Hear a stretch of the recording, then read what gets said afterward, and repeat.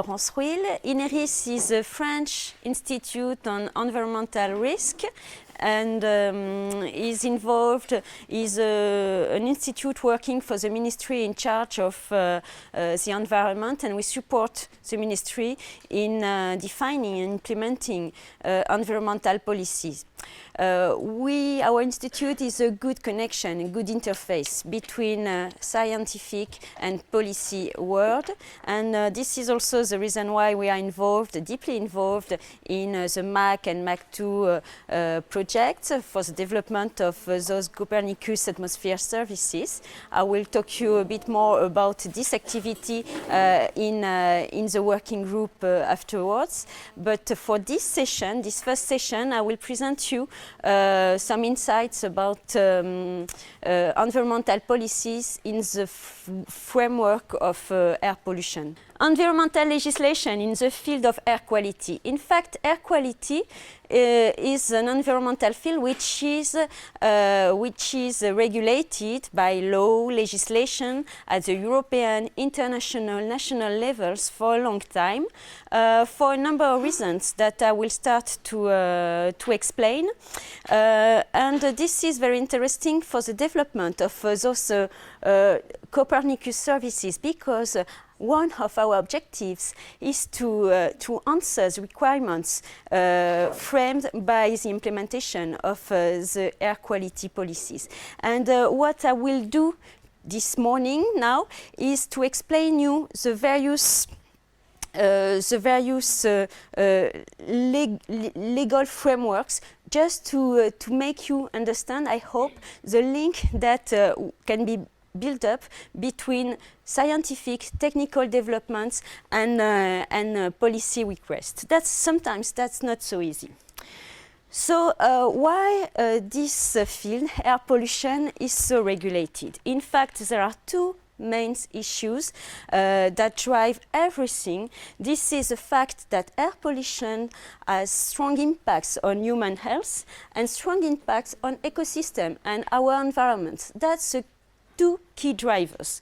When we talk about impact on human health, you can imagine easily what I mean. We will talk about problems with cardiovascular problems, respiratory disease, problems with lungs. So what is monitored, what is considered, is a number or the likelihood of premature death with heart and lung diseases, non-fatal heart attacks, aggrave asthma, that's very well known, of course, symptom, decreased lung function, irritation, and of course there are some people in our society which are more concerned by such issues, the youngest and the oldest. So really that's a very sensitive point for our society. When we talk about impacts on ecosystems, on our environment, we will talk about acidification issues of lakes, river, vegetation, which acidification is, I will come back to this, linked with excess of sulfur in the atmosphere. Eutrophication, which is linked with the excess of nitrogen. And ozone. Ozone is knowledge for its harmful effects on growth of forest and of crops. So those are examples of the reason why this is a so sensitive issue, and an issue that is taken into account, that has been very early taken into account by our policymakers. In fact, in 1979, the European community, I don't say the European Union, but really the wide Europe decided to do something with air pollution because of the problem, first, of acidification of lakes. That's something that was very, the Scandinavian countries were very concerned by the fact that their rivers and their lakes became more and more acidified with problem of fish resources that you can imagine. This is an example of the driving force. The other one is, of course, impact on health. I will comment this just after. I also put at the end of this slide a question which is not really the key drivers.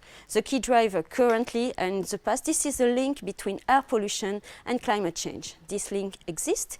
You can imagine that, of course, the atmospheric composition impacts climate warming, and I will comment a bit this point, but this is not really considered as a key driver. In fact, for policymakers, air pollution is maybe a collateral effect of climate change. This is the way they see the fact. So we cannot see that this is a key driver. However, an actual key driver is this point, economical cost, because impact on health, impact on ecosystems, impact on crops, those points have cost, significant cost for the society, economical cost that are assessed, and this is a key point for our policymakers. If it costs a lot to have a lot of air pollution, air pollutant in the atmosphere, they will do something. This is a very, very, very simple point. Human health. Let's consider that this is a key point, and of course this is something that you are all aware of. This is the Great Smoke in London in 1952, which is considered as being responsible for at least 4,000 people, but new studies show that it should be maybe 10,000, 12,000 of people who died because of those very high concentration of air pollution, and it was mainly sulfur dioxide. And of course, amongst those victims, there were many children and maybe old people.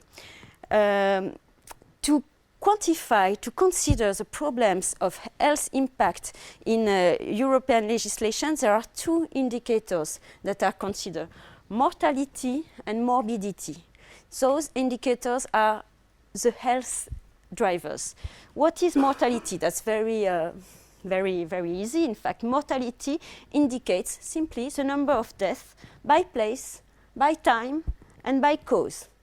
So you have in this country a number of deaths during this year which is due to air pollution. This is a very important indicator. And the other one that is considered by policymakers and also by health community working with air pollution policymakers is morbidity. And morbidity is a concept which refers to the states of being diseased or unhealthy. So it refers, in fact, to the incidence of ill deaths in population.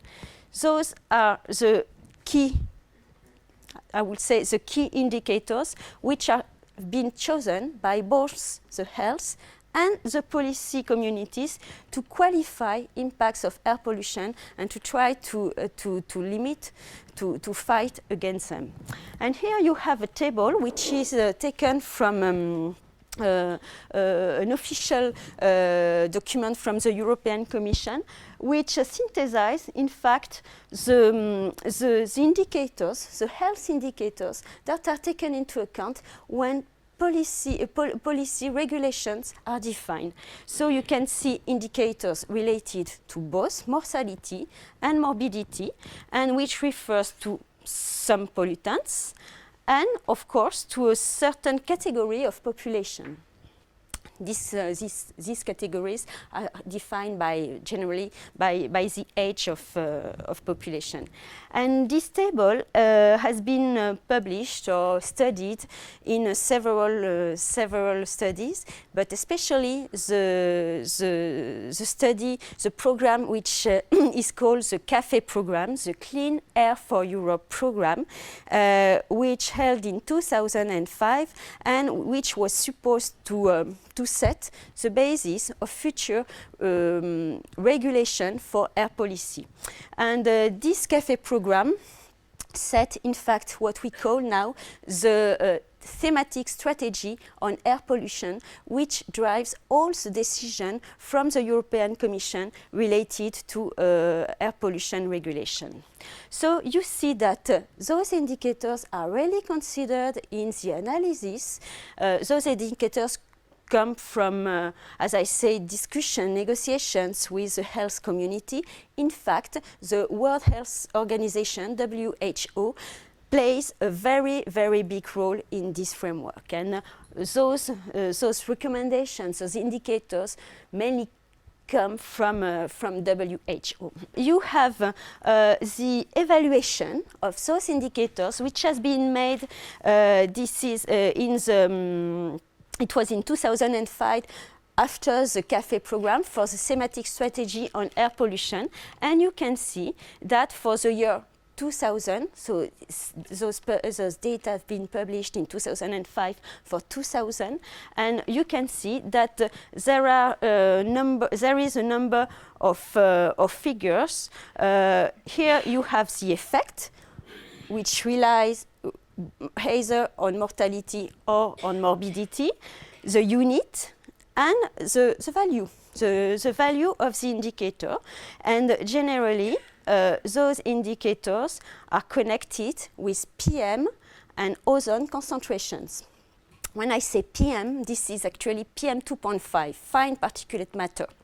For health issue, we consider not PM10 but PM 2.5 concentrations.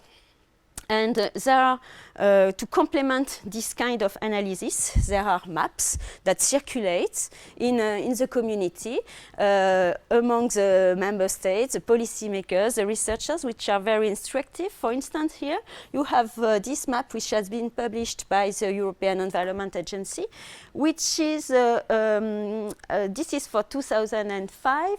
This is the number of years of life lost, so YOL. YOL is a concrete indicator in Europe due to PM 2.5. I think that this is due to PM 2.5 concentrations in Europe. So you can see that there are areas in Europe that are really more concerned than others. There are heterogeneities in the spatial distribution of the impact. And this is also a sensitive issue, you can imagine, when the various stakeholders, when the various countries negotiate between them and with the European Commission. There are also, so those figures, those tables and maps that I just showed are official maps and tables that are considered by the European Commission, by European policymakers. They come from the European Environment Agency. They also come from a very key important player, which is EASA. EASA is the International Institute of Science and Applied Analysis, and located in Austria. This is an international body, and really they provide the European Commission with a number of assessment, of evaluation that help in defining relevant policies. I will come back to the role of EASA later, but those figures are consolidated by them, and of course with the help of the health community. But other projects are very important to feed such expertise. Those projects are European projects, FP7 projects, for instance, that provide new insights and new results that should be taken into account in this framework. And this is a case of the AFECOM project. Maybe you have heard about it.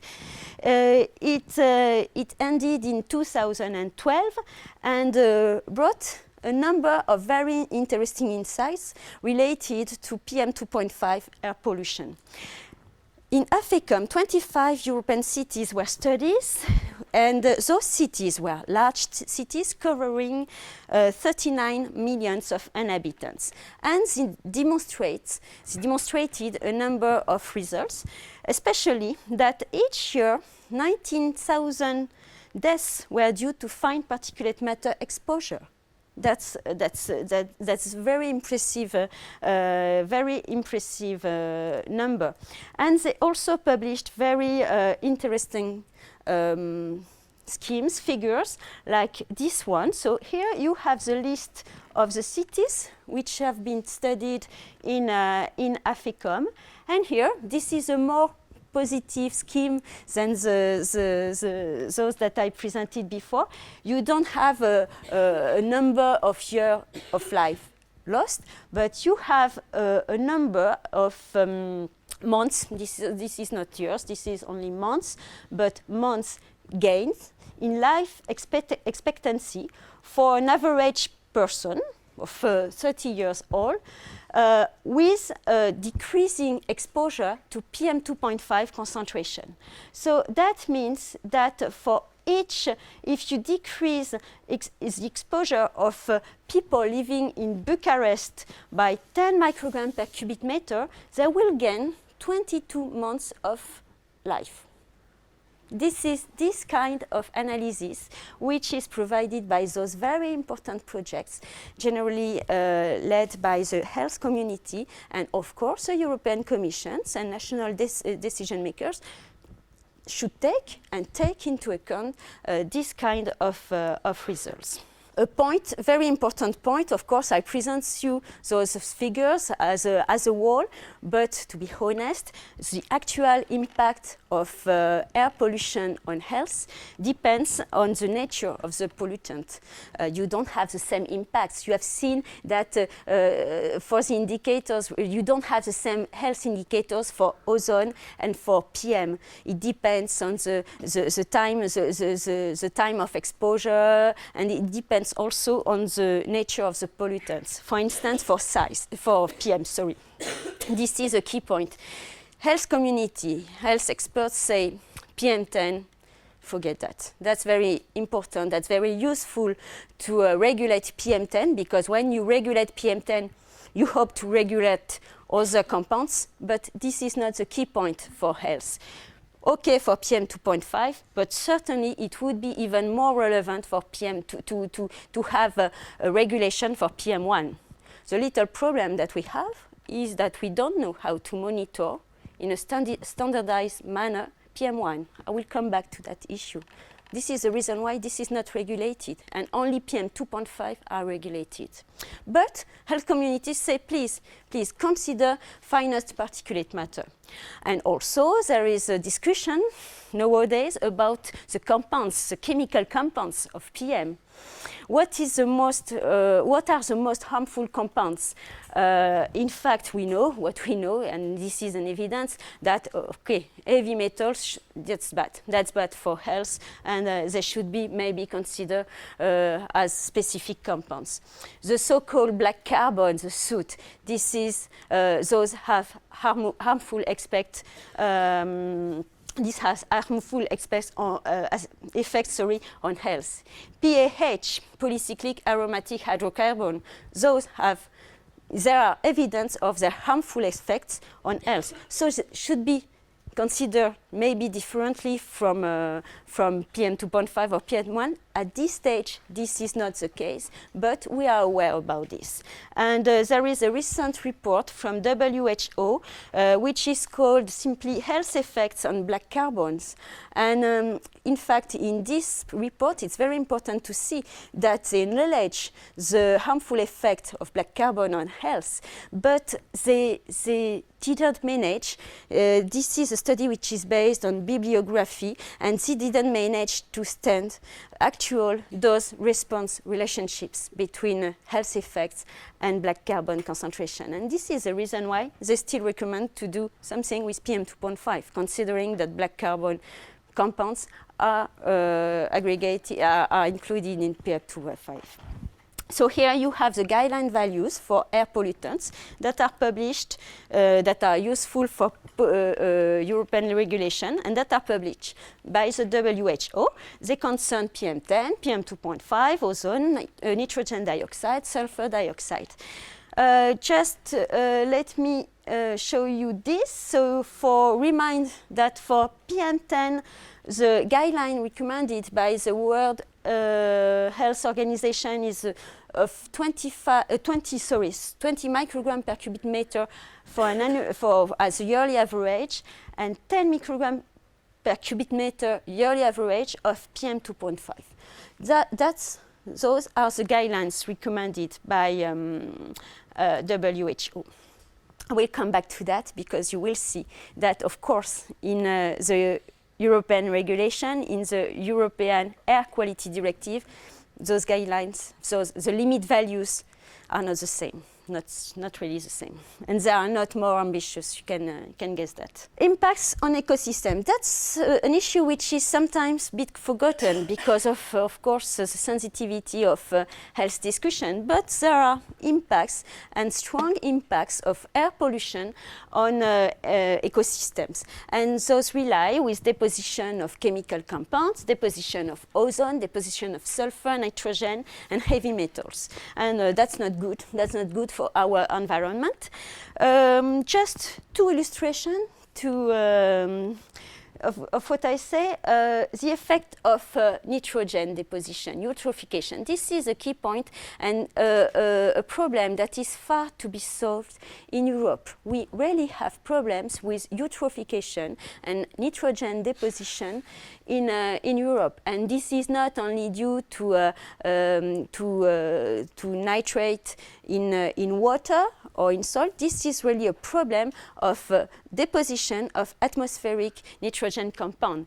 And you can, maybe you have heard or you are aware about the problem of the development of those green algae in lakes and in river, which destroy everything. And here you have an illustration of the same area before nitrogen deposition and after. So there are evidence of this impact, and the problem is that nitrogen is good. This is a fertilizer. It facilitates growth of some vegetation, but not all the species. So that means that there is a loss of biodiversity due to eutrophication, and also the problem is that for all the species, nitrogen deposition decrease resilience of forest to environmental stress. So it destroys at the end some parts of forest too. So this is a key point, and there are, as for health, there are indicators to quantify the impacts of air pollution on ecosystem, and those indicators are the so-called critical loads, critical level. This is a concept which is a bit difficult to feel, in fact. Critical loads are indicators adopted by the United Nations Economic Commission on Europe, which is responsible for the implementation of the Convention on Long-Range Transboundary Air Pollution. And to define impacts on ecosystem, they proposed this indicator. This is an old indicator used for a long time, and this is a critical load, is a quantitative estimate of exposure to one or more pollutant, so sulfur, nitrogen, heavy metals, below which significant harmful effects on sensitive elements of the environment do not occur, according to present knowledge. That's a key point, because in fact we are not sure about, of course, the quantification of the effect. So the end in the political text, all the words are important, and the end of this sentence is very important. That means that maybe the critical loads, this critical level below which we consider that there is no harmful effect, but that means that above this level there are harmful effects. This level can change. So we talk about critical loads when we talk about deposition, and for ambient concentration, gaseous pollutant, we will use the term critical level. And there are a number of maps and key figures as for health impacts describing those indicators that are used by the policymakers to set the limit value in ambient concentration and in emissions. And here this is an example of exceedance. So this is the exceedance part of critical loads of nitrogen in 2004 in Europe. And when I say that really we have a real problem of eutrophication in Europe, you can see that a very large part in fact, there are exceedances of the critical loads for nitrogen almost everywhere, except maybe in Scandinavia here, and in the north part of UK. But in the main part of Europe, there are actual problems of exceedance of nitrogen critical loads, and especially here, you see in Western Europe, in this on this side, and also in Central Europe. So the problem of eutrophication in Europe is far from being over. And there are some publications from especially the Convention on Long-Range Transboundary Air Pollution, which explain very well this issue. Here you just have an example of a recent publication. Only one word about climate, because as I say, this is not the key driver for policy, for air quality policy. But there is an issue, because what is considered when we talk about the link between climate and air quality is the key indicator, I would say, is the radiative forcing of atmospheric compounds. In fact, what is considered is the capacity of those compounds warm or cool the atmosphere. And there is this very well-known table, bar chart, which shows for greenhouse gases, but also for ozone, which is both a greenhouse gases and an air pollutant, the radiative forcing. In red, this is warming. In blue, this is cooling. And here you have what is considered for aerosol and PM. And in fact, so far, it is considered that combining all the various nature of PM compounds, direct and indirect effects, finally, total aerosol has rather a cooling effect on climate. And that's very complicated for policymakers, because it's very important for those that are responsible for air quality legislation to limit PM values, not PM10, PM values, to limit PM values, PM concentrations in the atmosphere. You have seen the high impact of those PM concentration on health. So it's very important to limit this. But climate policymakers would say, why? When I see that, I don't know why. Why should we do something with aerosol? It's better to have more in the atmosphere.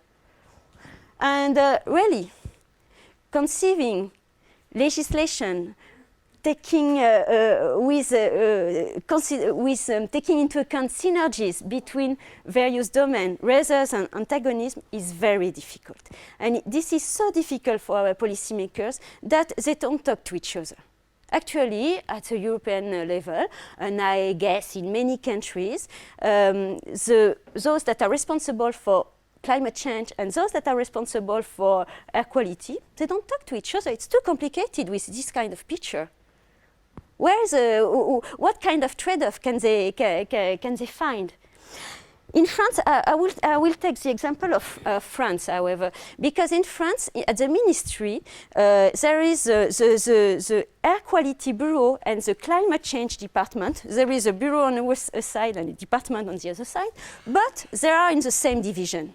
So they are obliged to talk to each other. That's the first step. Don't talk a lot, but they talk a bit.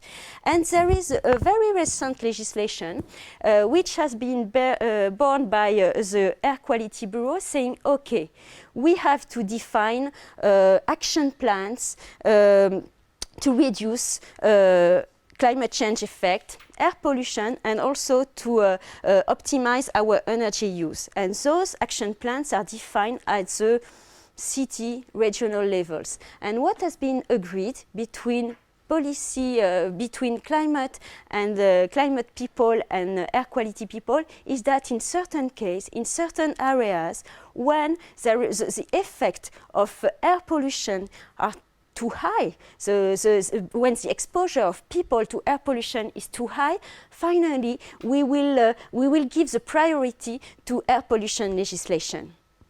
And that's quite new. That's very difficult to implement. This is something that has been decided, I would say, 2 years ago by the French authorities, but this is not developed so far in other European countries. But that's very difficult. And at the European level, please keep that in mind, there is a gap. There is actually a gap between policymakers responsible for climate and those responsible for air pollution. That's a problem. That's a very scientific try to say do things differently, but that's not so easy. So let's go a bit deeper into details of the legislation. So in fact, concerning air quality monitoring, forecasting, assessment in Europe, there are 3 key texts. So the Framework Air Quality Directive, which is an old text, 1996, and 2 other directives, total directives that are very important. The Unified Directive from 2008 on ambient air quality and cleaner air for Europe, which regulates ozone, PM10, PM2.5, NO2, SO2, CO, benzene and lead concentrations, and the 2004 directive on heavy metals and PAH. Those texts are very important and frame all the decisions taken by the European Union in terms of monitoring air quality. So in those texts, there are a number of information that not information of requirements for the member states related to monitoring standards, which instruments should be developed in Europe, network setup rules, number of sites, typology, location, and quality objectives. I'll come back to that. There are a number of limit and target values for ambient concentrations. There are also implementation provisions for regulatory reporting because, of course, all the member states have to report on the situation to the European Commission every year, and they also have to report about action plans that they take to limit air quality and to comply with the air quality objectives. And of course, there are commitments related to public information that are described in this text. Concerning the limit values and the target values that are set in the air quality directive. Just so that you remember that the WHO guidelines for PM10s for yearly average was about 20 micrograms per cubic meter. Here in the directive, the limit value is 40. And for PM2.5, the WHO value was 10, and here this is 25. So you see that this is significantly different. This is really the result of the compromise, the results of the negotiation between the member states, the European Commission, and the health ecosystem effects community. So as I said, according to this air quality directive, there are recommendations and requests to develop appropriate and standardized monitoring network in Europe because, of course, data that are reported to the European Commission according to this directive need to be representative, to be sure that we provide the citizen with reliable information, and also to be sure that we have all the necessary information to assess the actual impact of control strategy. They need to be accurate, and they also need to be comparable throughout the European Union. That's very important to be sure that there are no differences in standards, in methodologies between 2 countries. And this is also the reason why there are some quality objective, data quality objective, related to uncertainty in measurement, in time coverage, in data completeness. What I call data completeness is the number for a given station, the number of data that are reported to the European Commission, which is linked to the use of the station. If the station is over for 3 months, in fact, the data will be reported, but they will not be taken into account in the assessment. And of course, the air quality directive required proper validated measurement, modeling, and estimation method. So this is very important, the fact that the European legislation set, in fact, the standards and the reference method that are implemented in the member states and that go towards the European Commission. And this is the reason why there is a lot of work between the member states to set the standards, working standards, the traveling standards for the samples, because there are some chemical samples that should be analyzed in laboratory, and there are chemical standards for their travel. And this is the reason why each European country should have an accredited or several accredited laboratories to deal with air pollution measurements. So the member states designate appropriate competent authorities, reference laboratories that are really responsible for assessment of ambient air quality, accuracy of the measurement, accuracy of assessment methods, and also cooperation with other member states. That's very important. That's a very important point of the directive, how to cooperate with other member states. And there is really, this is something that I will not furthermore comment this slide, we'll have it, but this is important to remember that in fact there is this framework to set standard and to have comparable measurements. And there is this network which is called the Aquila network. This is the Air Quality Reference Laboratory. This is a network of the reference laboratory of the European Union, which work together to compare their method, to compare their standards, and they work under the coordination, the super coordination of the Joint Research Center in ISPRA. So just the standards that are used for the various air pollutants. And a very interesting example is all the discussions that we had for PM. Do you understand? PM, this is a key point for air quality legislation now. So that means that we have to measure PM properly. So the reference method, the standard method for measuring PM according to the Air Quality Directive is a gravimetric method, which is very good. This is a method which collects particles on filter, and then you have to send the samples to laboratory and you can access to the composition of your PM. So that's very interesting. That's the reference method. The problem is that because of the time required to process the data, you have to send the filters to the laboratory to wait for the results and so on. You cannot inform public about PM concentration every day.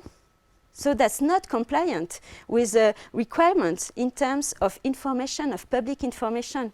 So this kind of problem can happen when you negotiate a directive, and this is very interesting because it held for PM. So the member states, what they have decided to use other methods. Okay, to have a network with gravimetric method, but also automatic method, which allow to get data, PM data, with a short-term resolution, generally 15 minutes, and which is much more fitted to public information. And this is the reason why instruments like TIOM, like beta gauges, came in the European regulatory network. But the problem is that this is not the reference method. So the member states each member state had to develop, to demonstrate the equivalence of what they measure with TIOM and beta gauges with the reference method. And this takes time, and this make, I would like just to show you how the implementation of the legislation of air quality directive makes the member states and the experts in the member states very busy. They have to always to demonstrate many things. And modeling. Modeling in the directive, we will discuss about it in the working group, but modeling in the directive is not the reference method, definitively. Directive is based on measurement. So modeling is possible, is used when possible, when the air pollutant concentrations are not too high. In that case, there is no actual issue, so you can model if there is no actual concern. And this is allowed it as a complementary evaluation mean, complementary to measurement. So modeling is quoted in the air quality directive, recommended in a few situations, but not considered as an official way of assessing air quality. Things are changing now. They are changing significantly, and for the revision of the directives, of the current directive, modeling will have a larger and larger place. Just to show you, to illustrate this point, this is a part of the annex of the air quality directive related to the uncertainty of the assessment method. So here you have the pollutants, so SO2, NO2, CO, benzene, PM, and ozone. And here you have various ways of assessing the concentrations of those pollutants. And here you have the uncertainty, the data objective, quality objectives that are allowed it. And what you can see is that for model uncertainty, here you have 50% everywhere, and there are some fields where you have nothing, because this is not very much considered. As I said, all this data, the measurement data from the network, have to be reported to the European Commission. And this is the European Environment Agency, another very important body, which is responsible for that. So that means that all the member states send their data to the European Environment Agency. What are those data? Status of regulatory air pollution levels, I mean the concentration. Exceedances of regulatory limit and target values, the so-called thresholds, so the values that I showed you before in the table, by station, and with a detailed description of the impacted area, the number of inhabitants concerned, and the contributed sources. Very difficult to do so without modeling. Very difficult. They also have to report on action plan. They are to report on short-term and long-term action plan that should be taken to avoid exceedances. That's also very difficult to report that without simulation. How can we know that this kind of measure, reducing speed limits, reducing the number of vehicles, avoiding wood burning, could have the expected impact of level concentration without modeling? So this is another trade-off of the directive. No real support for modeling, but very useful for reporting.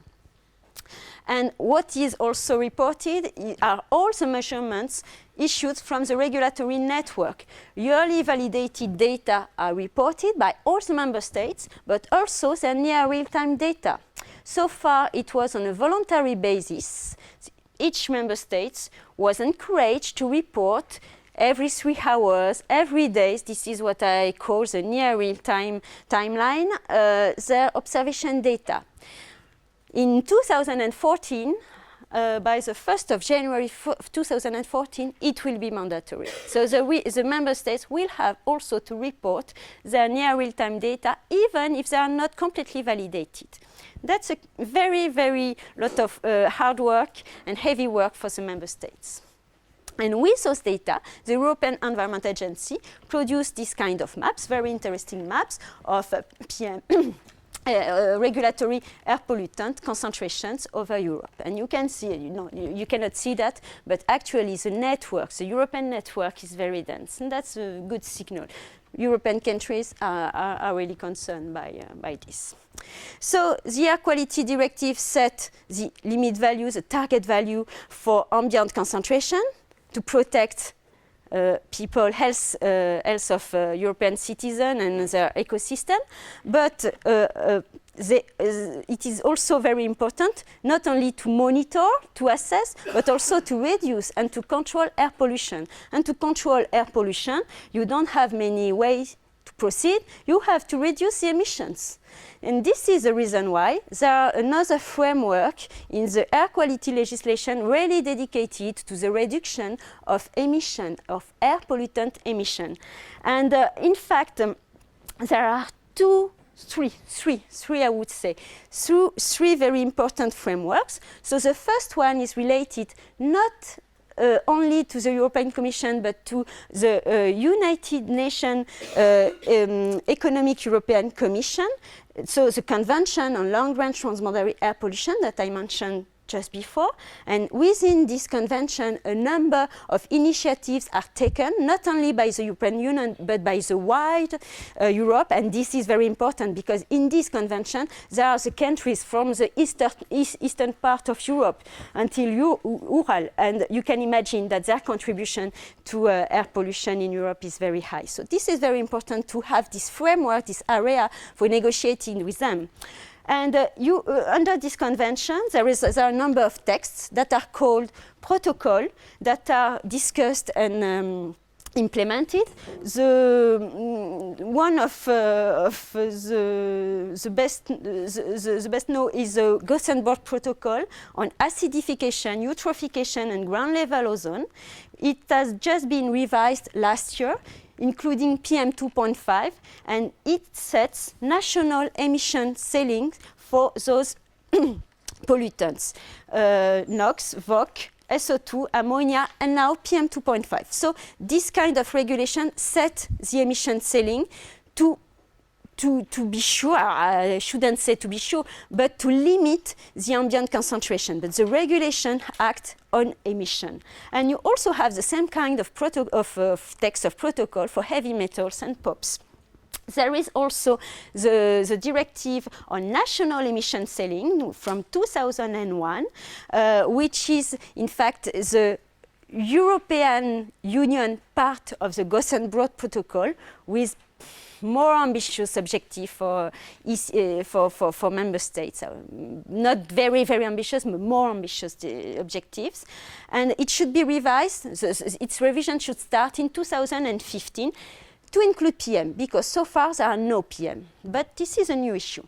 And there is also this very important directive, which is a directive on industrial emission, which set a number of limit value for the industrial sector. And this is, in fact, the former so-called Integrated Pollution and Prevention Directive, and together with the sectoral directive. Because, in fact, when you go into details by sector, you have legislation, text, directive for various emitted sectors. So this is just to show you. This is a list of the text referring to NOx emission reduction, to ammonia emission reduction, and to VOC emission reduction. So you have many texts, and of course, all the member states have to implement those limit value in various sectors.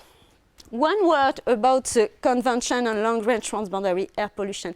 This is a very important framework, a very important body, because finally this is where the link between science and policymaker is made.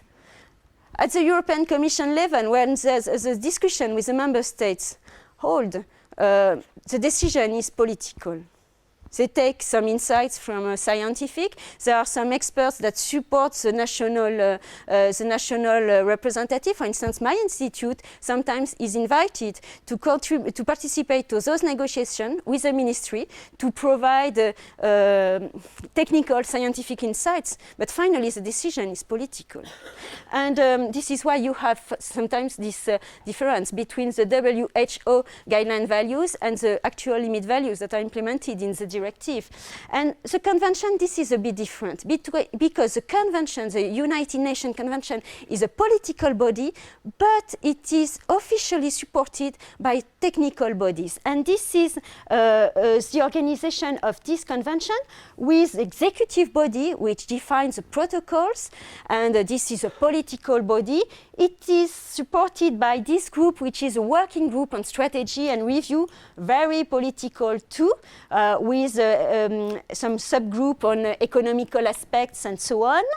And there are those two bodies, Working Group on Effect and EMEP program, EMEP steering body, which are more technical, more scientific, with task forces supporting some development, providing some data, some inputs for defining with a better insights legislation. And so, for instance, for EMEP, maybe you are aware about the EMEP model, the EMEP program, which is a monitoring program of background air pollution.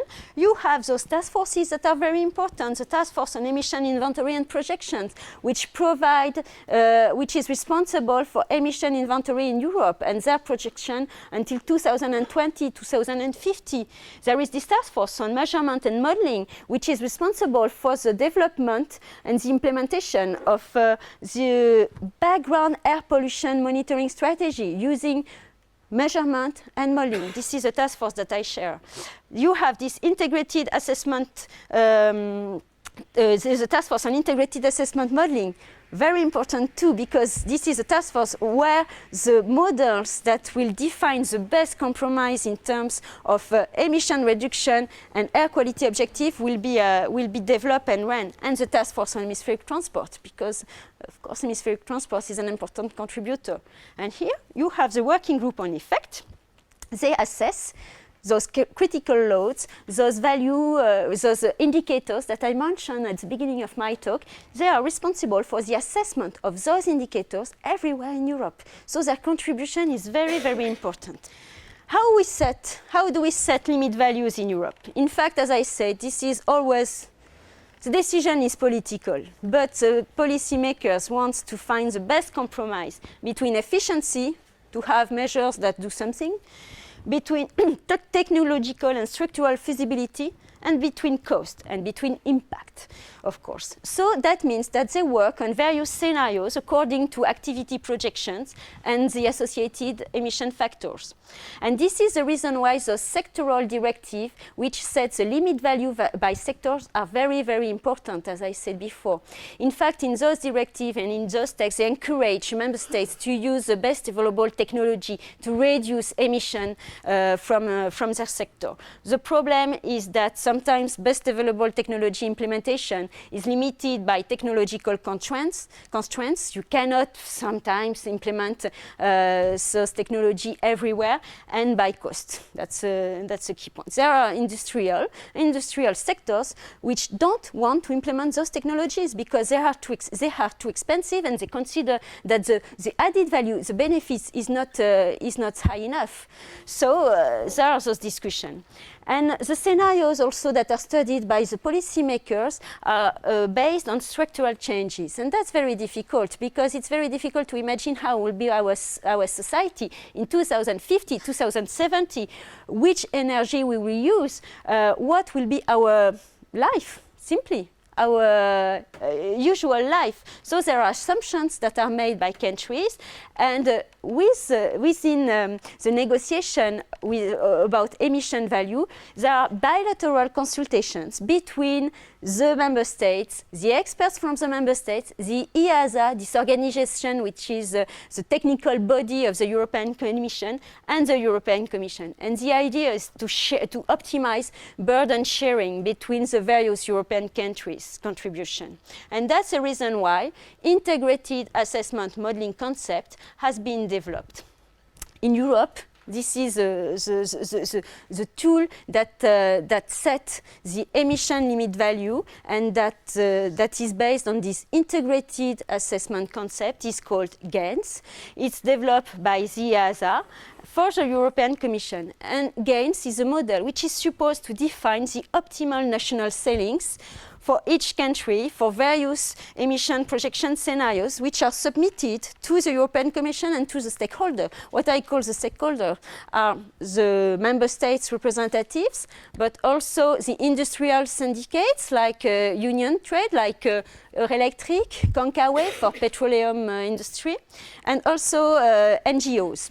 Perfect. 5 models related to emission inventory, projection, modeling chemistry and transport to calculate the concentration, cost curves. Are we sure that this or this control measure will be very efficient in terms of cost and interaction with other issues like climate? But climate, as I said, it's not very developed.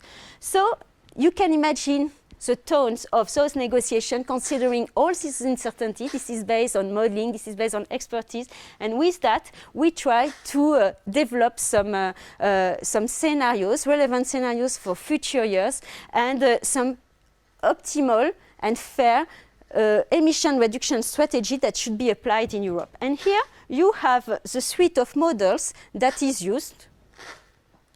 The suite of models that is used to set this framework. So here you have the GAINS model for the analysis of cost effectiveness, but you also have many models for the various sectors that are transport, energy, agriculture, and so on.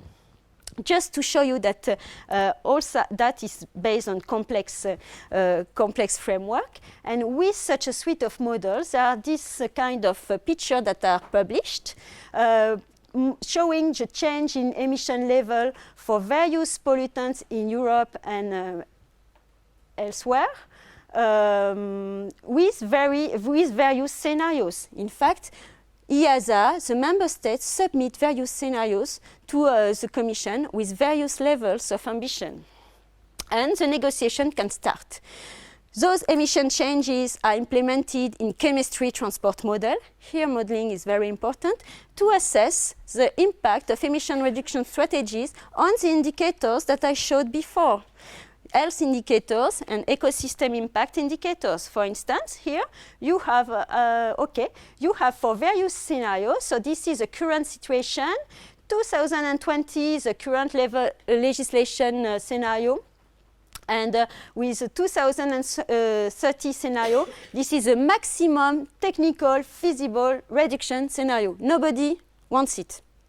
Too expensive. However, when you look at its effects in terms of life expectancies, it's very good. The situation improves a lot compared to the current situation. And here you have an indicator which is related to ozone.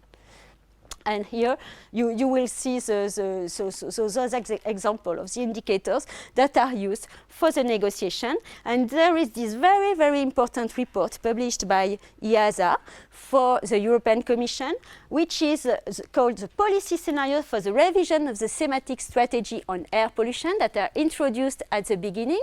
So now, first it was published in 2005. So now it is revised. This report has been published in March 2013 to start the new negotiation for the revision of the National Emission Selling Directive and the thematic strategy. What will we do with air pollution in Europe in 2020-2030? Just few slides, 1-2 slides, just to open discussion to make the link with what you heard this week and what are the challenges with the Copernicus services and MAC2 projects that are developed so far. In fact, there are really new challenges now for the policymakers. You have seen that there is a dense regulatory network in Europe, but there are also many initiative, research initiative, measurement initiative. This is a picture from the Actris network, which are interesting to consider for improving assessment, improving decision. Of course, the methods that are developed in those networks are not reference standardized method, but the information is very important. And also, if we add what now we can access with Earth observation, the question becomes more sensitive. But how to federate all this information? How to bring all this information to the policymakers, who need very synthesized information? This is a key question, and the Copernicus services are supposed to help in answering such challenging, in dealing with such challenging with really an integrated approach from the global to the European scale and towards the city scale, providing assessment, expertise, gathering all available information from in situ network, regulatory research networks, but also from Earth observation and from modeling, because we really need modeling.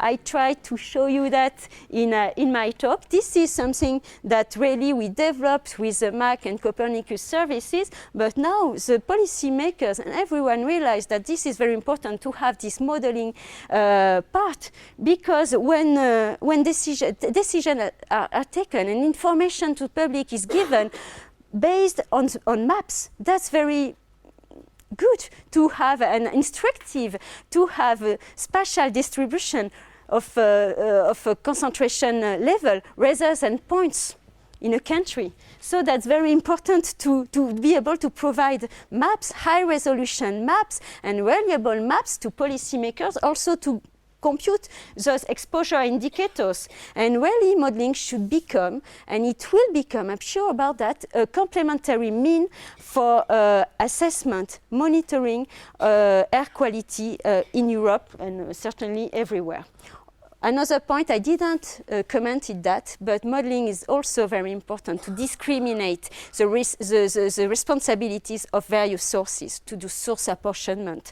Combining measurement and modeling is also of high interest to provide those answers. Because now, okay, air quality legislation now holds for a long time, with air quality directive, national emission selling directive, sectoral directive which limits the emission. But now each anthropogenic sectors, they don't want to do more effort. They say, no, I did what I can, and now I'm not so responsible of PM or ozone level. Look at those sectors, look at those countries. So this is very important for the decision maker to have the right tools to apportion source, to be able to say, okay, maybe we can try to work more for the revision on agriculture, maybe, and ammonia emission, maybe.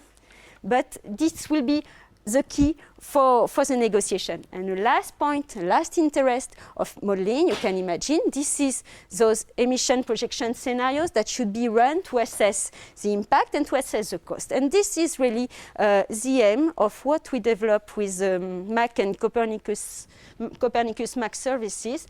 And I think that really in future work, for the revision of the future directive, this work will be actually taken into account. Thank you for this attention.